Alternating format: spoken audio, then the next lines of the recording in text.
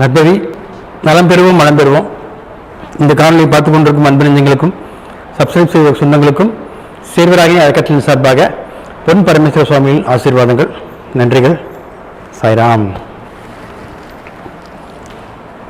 வன்னிமரம் என்னதை நிறைவேற்றும் வன்னிமரம். வன்னிமரம் பார்த்துருக்கீங்களா, கேள்விப்பட்டிருக்கீங்களா? பார்க்குறதுக்கு நம்ம கைவழி மாதிரி தான் இருக்கும். சரியான முள்ளாக இருக்கும். அந்த முள் குத்துச்சுன்னு வைங்க கையில், அப்படி வலி இருக்கும். அவ்வளோ ஒரு எரிச்சல் கொடுக்கக்கூடிய ஒரு அந்த மரம் தான் வன்னி மரம். எரிச்சலை கொடுத்தாலும் என்ன ஆகும்? சுகத்தை கொடுக்கும், சுகத்தை கொடுக்கும். என்ன நினச்சி அந்த வன்னி மரத்தை வழிபாடு செய்தாயோ அந்த எண்ணங்களை அது உனக்கு பூர்த்தி செய்து வைக்கும். என்ன சாமி இது ஆச்சரியமாக இருக்குது, எப்படிங்க இது? ஆமாங்க, உண்மையிலேயே இது அந்த காலத்தில் பாலைவனத்தில் வளரக்கூடிய ஒரு மரம். தண்ணியே இல்லைனா கூட அது வரும். அந்த அளவுக்கு ஒரு என்ன சொல்கிறது, தெய்வ வரம் பெற்ற மரம்னு சொல்லலாம், இறைவனுடைய மரம்னு சொல்லலாம். நிறைய அந்த காலத்து பழைய காலத்து சிவன் கோயிலில் பார்த்தீங்கன்னா இந்த வன்னி மரம் தான் தல விருட்சமாக இருக்கும்.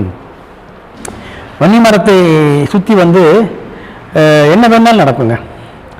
அது ஒரு கணக்கு இருக்குது. எப்போன்னா மாலை வேலைகள், பிரதோஷ வேலைன்னு சொல்லுவாங்க. அந்த பிரதோஷ காலங்களில் வன்னி மரத்தை பக்கத்தில் போய் உட்காந்துக்கிட்டோ, பக்கத்தில் நின்றுக்கிட்டோ, இல்லை அதுக்கு சுற்றி வந்தோ, இல்லை அதை தொட்டுக்கிட்டோ, அதை தொட்டுக்கிட்டு நம்ம என்ன அறைகளோ அது மேலே சொல்லணும். உதாரணத்துக்கு எனக்கு ஒரு கோவில் கட்டணும் ஆசையாக இருக்குன்னு வைங்களேன். மரத்தை தொட்டுக்கிட்டு எனக்கு இறைவா, எனக்கு இந்த கோவில் கட்டுறதுக்கு எனக்கு ஒரு விருப்பமாக இருக்குது, நீங்கள் தான் எனக்கு அதை நிறைவேற்றி கொடுக்கணும் அப்படின்னு நீங்கள் அதை தொட்டு மனசார வேண்டிட்டீங்கன்னா உங்களுடைய எண்ண அறைகள் வன்னி மரத்தின் மூலமாக நேராக வானொலிக்கு செல்லும். இது ஒரு என்ன சொல்கிறது, டவர் மாதிரி செய்யலாம். அப்படி நம்ம பாலின்ஸ் டவர்னு வச்சுக்கலாம். Broadcasting tower, telecasting tower. நம்ம என்ன அளவில் அது வழியாக போய் நேராக காஸ்மிக் எனர்ஜி வழியாக போய் எங்கே போகுது? மேலே போய் நமக்கு மேலே ஒருத்தருக்கான்னு சொல்லுவோம்ல, அது யாருன்னு நமக்கு தெரியாது. அது எலினா கூட இருக்கலாம், இல்லை இறைவனாக இருக்கலாம், இல்லை சிவனாக இருக்கலாம், இல்லை அம்பாளாக இருக்கலாம், இல்லை பெருமாளாக இருக்கலாம். யாராக இருந்தாலும் சரி, நமக்கு அப்பாற்பட்ட ஒரு அமானுஷ சக்தியிடம் சென்று இந்த மரம் அதை ஒரு எண்ண கடத்தியாக இருக்கிறது. நம்ம எண்ணங்களை அங்கே மேலே கடத்தி விட்டோம். அதான் அதோட வேலை. அதுக்கு நம்ம கடவுள்னு சொல்ல முடியாது. வேலை வழிபடுறோம், ஏன் தெரியுமா? அது நமக்கு ஹெல்ப் பண்ணுது இல்லை. அப்போது அந்த வன்னி மரத்துக்கிட்ட இன்னைக்கு நேரத்தில் இல்லைங்க, 3000 ஆண்டுகளுக்கு முற்பட்டெல்லாம் இருக்குதுங்க. இது இன்னும் டீப்பாக சொன்னால் 2 கோயிலில் நான் பார்த்துருக்கேன். முக்கியமாக ஒன்று பார்த்திங்கன்னா நம்ம தஞ்சை பெரிய கோயிலில் பிரகதீஸ்வரர் கோயில் இருக்கிறது. அது பார்த்திங்கன்னா தலைவிருஷம் நம்ம வன்னி மரம் தான். 2வது நம்ம விருதாச்சலத்தில் இருக்குது இல்லையா, விருதீஸ்வரர் கோவில், அங்கேயும் வன்னி மரம் தான் இருக்குது. அங்கே என்ன ஸ்பெஷல்னா, இந்த விருதீஸ்வரர் கோயில் அங்கே அந்த வன்னி மரத்தை திருமணமாகி குழந்தை பாக்கியம் இல்லாதவர்கள் போய் அந்த மரத்தை வலம் வேண்டிக் கொண்டு, மரத்தை தொட்டு வேண்டிக் கொண்டு வந்தால் கண்டிப்பாக அவர்களுக்கு குழந்தை பாக்கியம் கிடைக்கும் என்பது வரலாறு. வரலாறு மட்டுமில்ல, இப்போ நடந்துட்டுருக்கு. ஸோ இப்போ வன்னி மரத்தால் நமக்கு பல பயன்கள். அதுக்கு நம்ம கடனை வாங்கிட்டு உட்காந்துக்கிட்டு இஷ்டம் போல தின்னுபிட்டு செலவு பண்ணிவிட்டு அந்த எனக்கு கடன் இவ்வளோ இருக்குது காப்பாற்றி கொடுப்பானா? கொடுக்க மாட்டான். நியாயமான கோரிக்கையாக இருக்கணும். நிஜமாகவே நீ ஏமாந்துட்டியா, நிஜமாக உன் தொழில் நஷ்டமாயிடுச்சா, இல்லை உண்மையிலேயே உனக்கு நோய்வாய்ப்பட்டிருக்கியா, இல்லை உண்மையே நீ எதுக்காக காசு கொடுத்துருக்கியா, வரணுமா? நிஜத்துக்குத்தான் வழி போகும் இது வன்னி மரம். இல்லைன்னா என்ன பண்ணும்? ஒன்று கிழிச்சு நேராக போட்டுரும். எப்படி? அது போடாது. அதாவது தவறான ஒரு வேண்டுதலை எவன் ஒருவன் வன்னி மரத்தில் போய் வைத்தால் அந்த மரம் அவனை பழி வாங்கிவிடும். இதுதான் இறைநிலை. நல்லவருக்கு நல்லவனாகவும் கெட்டவனுக்கு கெட்டவனாகவும் இருக்கும் ஒரே மரம் எதுவென்றால் 3 மரம் சொல்லலாம். ஒன்று வன்னி, அடுத்தது வில்வம், அப்புறம் அரச மரம். இது 3 தான் முக்கியமான மரம். ஸோ இந்த வன்னி மரத்துக்கு அவ்வளோ சக்திகள் இருக்குது. மெயினாக இன்னொன்று சொல்கிறேன், அதுக்கு நீங்கள் வழிபாடு பண்ணுறது ஒரு சில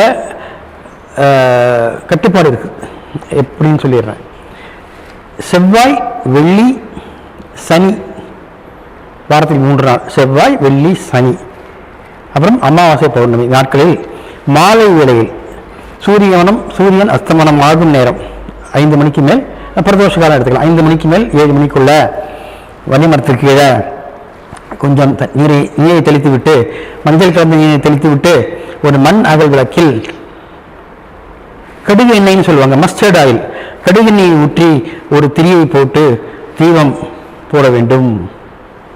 தீபம் கிழக்கு முகமாக வடக்கு முகமாக போடணும். போட்டுட்டு அந்த மரத்தை தொட்டு, இல்லை நெத்தி இந்த இடம் இருக்கு இல்லையா, மரத்தில் போய் முட்டுற மாதிரி போய் வச்சுட்டு உனது தேவையை அதுக்கிட்ட சொல்லு.